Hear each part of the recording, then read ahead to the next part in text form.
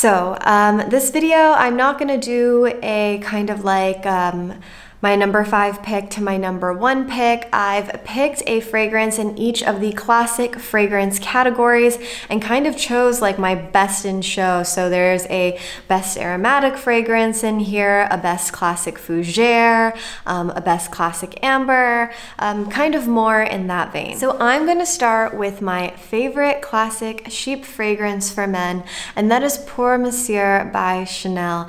Now, I love this fragrance because it is so well-rounded and so well blended. It is the epitome of refinement in fragrances. And so you start here with a bright lemon followed by a spicy rose, and then of course the oak moss. Now, oak moss can sometimes smell a bit fishy. Actually, if you smell Oak Moss Absolute, there is kind of this really marine facet to it that can smell a bit old-fashioned. And here, I don't know what they did with this lemon and rose, but I don't get any of that. I just get oak moss at its finest. And when it is, it's just like a true forest wood smell, and it's so beautiful. And so with all these different facets, it's just kind of like this glowy fragrance that gives such a refined aura to the wearer. It's so beautiful. Now, a little bit about chypres. My pronunciation isn't so great, but the word chypre is just the name for cypress in French, but that really doesn't have much to do with the fragrance. So this fragrance is named after a Coty fragrance that came out around the turn of the century, and by that I mean the period between the 19th century and the 20th century. And this fragrance took the world by storm, Chypre by Coty. And so this fragrance really focused on a bergamot pairing with oak moss. And generally with Chypres, it's bergamot and oak moss, or some other citrus and oak moss like we see here. And after Chypre by Coty, anytime we saw a citrus oak moss pairing, we called it a chypre. The next fragrance on my list is Fougere Royale by Houbigant. This fragrance initially came out at the end of the 19th century and then was re-released in 2010. And a little bit like the chypre by Coty, Fougere Royale is the reason that we call fougères fougères. This is another fragrance that was super popular. The main notes are lavender and coumarin, and coumarin is a synthetic that is naturally found in tonka beans. So it has this kind of powdery sweet smell, and it pairs beautifully with lavender, which also naturally has coumarin existing in it. And yeah, so basically this pairing is what started the Fougere family. When people started smelling lavender and coumarin, they called it a fougere. Now, as time went on, this trickled down into beard products and aftershaves, and it was associated with a barbershop and this smell of freshness, because freshness was associated with the barbershop where you would kind of spruce yourself up. And then the next evolution was just this bright, fresh notes. And so modern fougères today don't necessarily have to have lavender or coumarin. They just have to have that fresh top at the beginning, this kind of new, fresh smell. And so that's why they're still considered fougères today. And I don't know about you guys, but that really confused me for a very long time, because when you smell classic fougères like Fougere Royale by Houbigant, and then you smell a modern fougere today, you're like, what do these fragrances have in common? And yeah, they actually don't have much in common. It's just kind of been the evolution of this category. Fougere means fern in French. Ferns don't really have a smell. So again, it's not that the name is so related. And I don't know if that's ever actually going to change. I would change it, but again, it's so traditional, and it's such a traditional industry that we kind of just have to deal with these confusing names that take a whole history lesson to understand. But if you do like traditional fougères, I highly recommend Fougere Royale by Houbigant. This is actually a category that I struggle with a bit. It's hard for me to find a classic fougere that I love, but this one is done just to perfection, and I highly recommend it. The next fragrance on my list is my favorite classic cologne, and if you watch my channel, you might know what it is, and that is Eau Sauvage Edt by Dior.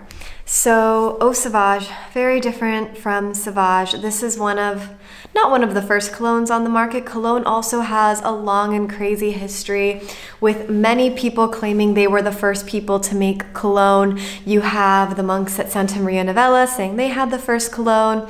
4711, I believe, says they're one of the first cologne makers. Rouge and Guerlain has a fragrance called like Cologne by Jean-Marie Farina, and he was supposed to be one of the first people who at least traded in cologne, and I think there's some sources that say he first had the same cologne, so it's a very contentious history with like 3 different sources on cologne. Voila. And yeah, which one is true, we may never know, but Eau Sauvage is definitely my favorite classic cologne fragrance. We have the lemon, we have the bergamot, we have the orange, we have the rosemary, and yeah, it's just so well done, and there's so many naturals in this fragrance. Just because naturals are generally pretty affordable, so yeah, you can, not naturals are not pretty affordable, citrus naturals and rosemary, these types of things are some of the more affordable naturals. So if you like a really natural smelling fragrance, there's still some synthetics in there, of course. I'm pretty sure there's a little bit of Houbigant, but there is a very natural feel to this fragrance with all the citruses. So if that's your jam, I think you'll really love this fragrance. Again, I really try to pick fragrances that don't smell dated, and this fragrance does not smell dated at all to me. And for my favorite classic amber, we have Guerlain's Habit Rouge, and this fragrance is lemon, rose, and vanilla. And it's amazing. It's such a great fragrance. There's also a touch of leather. It's the fragrance that I'm wearing right now.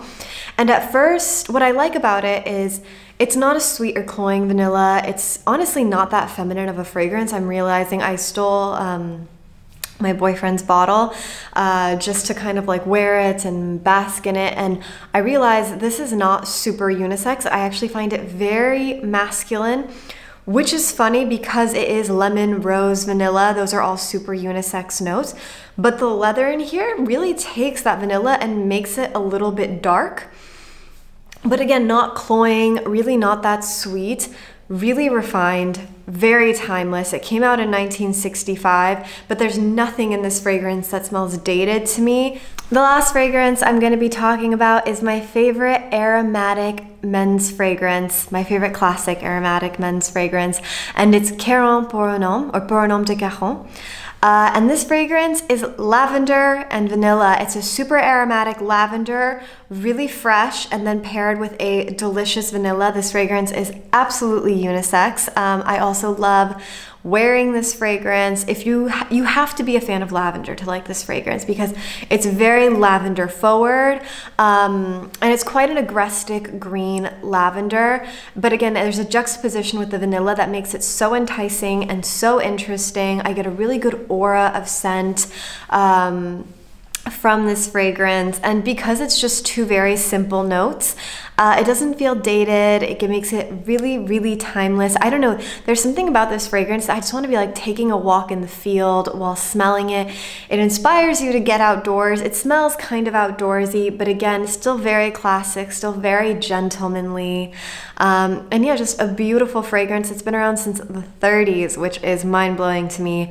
Again, I don't know what the original version smells like, but this version smells absolutely fantastic. Thank you guys so much for watching this video. Please let me know what your favorite classic fragrances are. Do you have any from this list? What do you think about classic fragrances? Do you struggle with them? Have you tried any from this list? I have a lot of questions for you guys, sorry. But this is a topic that I do love. I think it's a really interesting facet of the fragrance game, I guess, classic fragrances, to think that we still have these smells that are from the 30s, from kind of this bygone era. I find really interesting, and I'm curious if you guys do too. I'll see you all in my next video. Bye everyone.